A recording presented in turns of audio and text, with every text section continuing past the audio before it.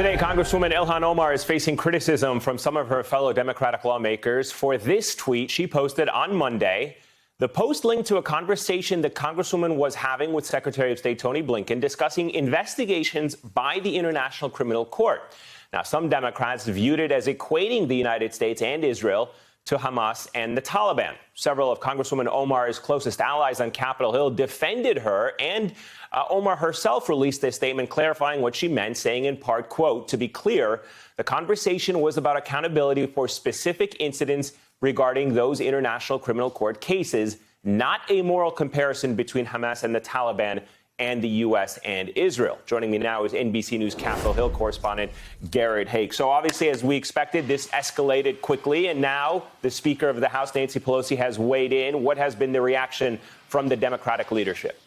Well, I think there's a couple things to understand here. First, for folks who are just tuning into this controversy, I'd urge you to look at the tweet and the video that's associated with it, because the video provides context that I think is a little bit absent in the tweet and is part of how we got Shocking.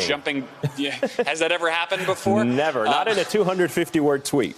No. But jumping back to what I think will probably be the end of this controversy, at least for now, this statement coming out from the unified group of Democratic leadership, including Speaker Pelosi, says two things, really. It says that Congresswoman Omar has both the right and we, in fact, in a democracy, have the necessity of criticizing democracies, including the United States and Israel. It says, however, also that they welcome the clarification that the Congresswoman made, that she wasn't trying to make a moral equivalency between Hamas and the Taliban, the United States and Israel, which was what it appeared to be the case in the condensed version of this in the tweet. Now, you have to remember, Omar has become something of a foil for congressional Republicans. They've called repeatedly for her to be removed from the Foreign Affairs Committee for other perceived slights and agitations. And also, we had this incident back in 2019 in which there ended up being a vote that didn't actually name Congresswoman Omar, but that dealt with questions of anti-Semitism and bigotry based on previous comments that she had made. So